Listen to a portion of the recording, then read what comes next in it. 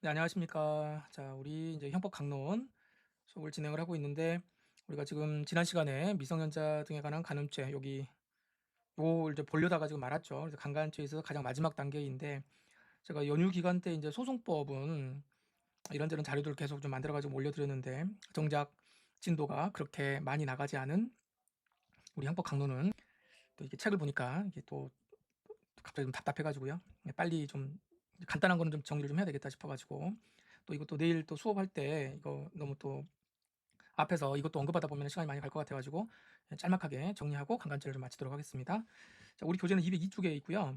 202쪽에서 미성년자 등에 관한 간음죄. 자, 요 죄는 우리가 뭐 어떤 죄하고 305조하고 이제 비교를 꼭 하시라 그랬습니다. 자, 좀 볼게요. 자, 302조를 보시면 미성년자 그 대상을 잘 보셔야 됩니다. 대상. 미성년자, 그다음에 심신미약자, 이거 두 개 이제 같이 보시면 돼요. 그리고 이제 행위 수단이 뭐냐면 위계하고 위력이다 이렇게 돼 있었죠. 위계, 위력. 그러니까 뭐는 아니라는 거죠. 폭행 협박이 아니라는 거 이거 잘 보시라고 그랬습니다. 폭행 협박이 아니에요. 위계, 위계, 자 위력 이렇게 되어 있다. 이제 위계, 위력이 뭐냐 이제 이게 사실은 이제 중요하겠죠. 자, 위력 보세요. 개념. 위력이란 우리 교재에 있는 겁니다. 피해자의 자유 의사를 제압할 수 있는 충분한 세력을 말하고 이제 힘이란 뜻이에요. 그리고 이제 유형적이든 요게 이제 그렇게 가끔씩 뭐 지문 한 번씩 뜨겠죠. 무형적인 것도 된다. 그러니까 자, 보이지 않는 힘, 이런 걸 우리가 이렇게 표현하죠. 사회적, 경제적, 정치적 지위, 권세 이런 걸 이용하는 것도 포함이 된다. 자, 계속 제가 이제 확인합니다. 미성년자예요. 대상이. 자, 그다음에 이제 위력이 있는데 위계가 있습니다. 위계는 이 위계와 관련돼 가지고는 이제 판례가 한번 바뀝니다. 그런데 이거 보세요. 위계라고 하니까 이게 뭘까 생각해 보시면 위계요. 위계라고 하는 건 속이는 거죠. 속임인데 뭘 속이느냐? 제가 공부할 때, 제가 대학 다닐 때 공부할 때는 이게 이제 언제냐면 2020년도에 이제 전압으로 판례가 바뀌고 요 바뀌기 전 단계, 요 단계에서는 어떻게 했냐면은 이 속인다는 게 뭐냐면 성관계 그 자체, 즉 성행위 그 자체에 대한 위계라고 봤어요. 이게 그래서 예를 들어서 뭐 이거 좀 설명하기 좀 그런데 아무튼 좀 이 자체에 대한 위계예요. 그러니까 그 성관계에 이르게 되는 관계에 이르게 되는 동기, 자, 이 동기에 대한 위계. 이거는 안 된다 그랬습니다. 예를 들어서 야, 너 나랑 성관계를 하면 내가 노트북 사줄게. 이런 식으로 했다고 쳐봐요. 그러면은 요거 이런 거는 노트북을 얻기 위해서 성관계를 갖는 거잖아요. 그러니까 성관계 한다는 그 자체에 대해서는 뭐 속인 게 아니에요. 그렇죠? 요거 이제 비교해 보시면 되겠죠. 그러니까 이 노트북에 대한 속임이지. 내가 안 사줄 건데 이제 사준다고 했으니까. 근데 이런 경우는 안 된다 그랬는데 2020년도 요 전압 판례에서 뭐라 그러냐면 성관계에 이르게 되는 과정에 대한 동기, 예, 여기에 이제 착오를 일으키게 하는 거 이것도 뭐가 되는 거다. 이것도 이제 위계가 되는 거다. 이렇게 본 사례입니다. 그래서 이것까지 이제 이걸 정리를 하신 다음에 이걸 보세요. 자, 행위자의 위계적 언동이 존재했다. 속였다라고 하는 것만으로 이제 죄가 되는 건 아니고 위계관 가늠죄가 성립하는 건 아니고 자, 위계적 언동의 내용 중에 피해자가 성행위를 결심하게 된 중요한 동기를 이름하는 사정이 있다. 그러니까 속여가지고 성관계를 갖게 하는 것 이러면 이제 죄가 된다는 겁니다. 자, 그럼 이제 구체적으로 우리 이제 판례를 한번 봐볼게요. 자, 이걸 보시면 피고인이 스마트폰 채팅 애플리케이션을 통하여 알게 된 14세 피해자에게 자, 이렇게 쭉 되어 있는데 이거 제가 이제 간단하게 설명을 한번 드리겠습니다. 자, 피고인이 있어요. 피고인이 있는데 요 애가 여자애한테 요게 14세 여자애예요. 이렇게 해서 이제 채팅을 합니다. 이렇게 채팅을 하면서 이제 서로 사귀는데 오빠는 나이가 몇 살이야? 그러니까 나는 고등학교 2학년이야. 이렇게 이야기를 해요. 근데 알고 봤더니 요 사람은 언제냐면 30대입니다. 30대 아저씨인데 이게 고2라고 지금 이렇게 이제 속여요.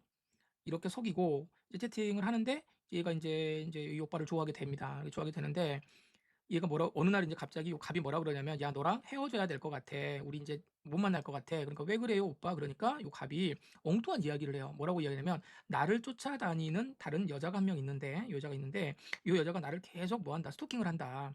그래서 내가 이 여자를 끊어내야 되는데 끊어내려면 어떻게 해야 되냐면 방법이 한 가지 있다. 그 뭔데요, 오빠? 그러니까 다른 지역에 이제 자기가 살고 있는 그 지역이 다른 지역인데 그 지역에 가면 자기의 선배가 있다고 이야기를 해요. 선배. 요 선배가 있는데 네가 요 선배를 찾아가서 이 선배와 성관계를 하면 이렇게 둘이 성관계를 하면 내가 이 여자를 떼어내고 너랑 계속 만날 수 있다. 이런 말도 안 되는 이야기를 합니다. 말도 안 되죠. 말도 안 되는데 이 애가 또 그 말도 믿어요. 믿어가지고 이 사람이 있는 곳을 찾아가요, 직접. 찾아가서 여기서 이제 관계를 갖습니다. 그런데 알고 봤더니 요 선배가 누구냐면 요 갑이에요. 갑이에요. 그러니까 여기 선배라 그랬으니까 요 선배는 요 30대인 거죠. 30대가 딱 나와. 그러니까 이 사람이 뭐 하냐면 요 갑이 1인 2역을 하는 거죠. 자, 이거 이제 사정 아시겠죠? 그러면은 요 갑이라고 하는 사람은 요 여자를 속였죠. 위계란 말이에요. 근데 뭘 속였냐?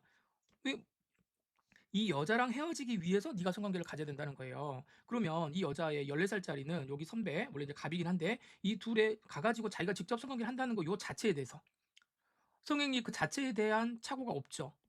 이 착오는 없단 말이에요. 그런데 이 관계에 이르게 되는 과정, 동기에 대한 착오가 있단 말이죠. 그래서 요 전까지 2020년 요 판례가 나오기 전까지는 요게 위계에 의한 미성년자 간음죄가 안 된다 그랬습니다.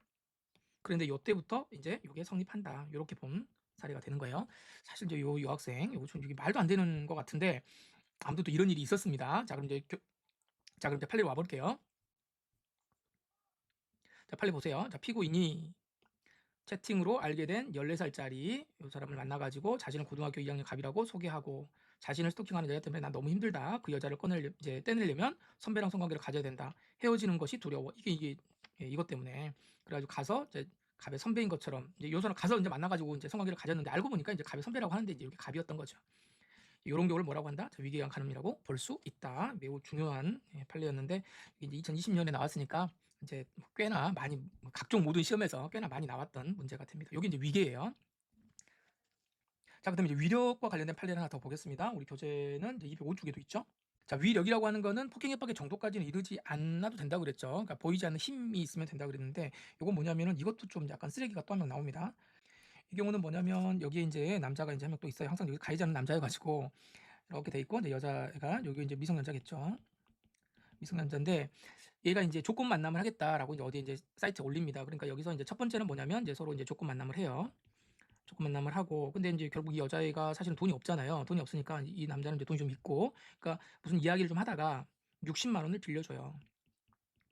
60만 원 빌려주고 이제 이걸 나중에 갚으라는 조건이 있겠죠. 근데 만약에 이자 같은 거를 이제 제대로 못 갚으면은 너 나랑 두 번씩 하자. 이런 식으로 이야기를 합니다. 근데 미성년자가 뭐 좀 조금 만담하고 이렇게 하는 애가 좀 돈이 있겠습니까? 그러니까 돈을 제때 못 갚죠. 못 갚으니까 이 계약을 조건으로 해서 이 계약을 근거로 해가지고 어떻게 하겠어요? 계속 이제 나랑 같이 하자 이제 이렇게 한 거예요. 그러니까 성관계를 요구하는 겁니다. 이렇게 되는 거예요. 요구를 하는데 요게 단순하게 성관계를 요구한다는 게 너 나랑 하자 이런 것보다는 일단 처음에는 뭐겠어요? 첫 번째는 돈을 갚아라. 돈 갚아라라고 이야기하고 안 되면 빨리 나랑 하자 이런 식으로 가는 거잖아요. 자, 그러니까 이런 경우에 이 여자가 이제 어쩔 수 없이 뭐 이제 가서 이제 성관계를 갖는 거예요. 그러면 이거는 단순한 뭐예요? 단순한 채무를 이행하라라고 하는 독촉이 아니고 이건 이걸 지금 하자고 하는 거잖아요, 지금. 그러니까 요런 건 뭐냐? 폭행 협박 있습니까? 없죠. 폭행 협박이 없어요. 상대방의 반항을 억압할 정도의 폭행 협박은 없지만 이 경우가 이제 뭐다? 이런 경우가 바로 위력에 의한 것이다. 근데 대상이 누구다? 여기 대상이 미성년자이다. 이렇게. 미성년자이기 때문에 문제가 된다는 거예요. 미성년자. 만약에 여러분 여기서 위력을 행사했는데 상대방이 뭐다? 미성년자가 아니에요.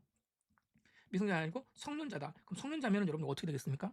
죄 안 됩니다. 죄가 성립될 게 없어요. 왜냐하면 성년자에 대해서 뭔가 성관계를 가져가지고 죄가 되려면 뭘로 해야 되냐면 우리가 앞에서 강간죄에서 봤던 폭행 협박으로 해야 되는 것이고 이 폭행 협박은 어떻게 해야 돼요? 가장 이 정도가 센 상대방의 반항을 억압할 정도의 폭행 협박이 있어야 되는 거기 때문에 그 정도에 이르지 않는 위력만 가지고는 강간죄가 성립하지 않습니다. 자, 이제 그래서 여기까지. 자, 이거 다시 요거 이렇게 보시고 판례 볼게요. 자, 그럼 여러분들이 이제 요거 읽어보시면은 요 판례 읽어보시면은 어떤 건지 아실 겁니다. 그래서 제일 마지막에 이러한 경우에 했다라고 한다면 어쩔 수 없이 자기가 끌려갈 수밖에 없는 거였잖아요. 그러니까 피해자의 입장에서 성행위를 결심하게 될 중요한 동기에 대해서 어떻게 했다? 힘을 행사를 했다. 위력을 행사했다고 볼 수 있다. 그래서 이것도 여기 이제 위력에 의한 것이다라고 하는 겁니다. 자, 뭐하고 연결하시냐면 자, 이름이 뭐 비슷하니까 미성년자 의제 강간죄 305조하고 항상 비교하면서 이 두 죄를 잘 정리를 해두시면 되겠습니다. 자, 여기까지 해서 우리 그 강간 그리고 추행에 관한 죄 요죄는 마치도록 할게요.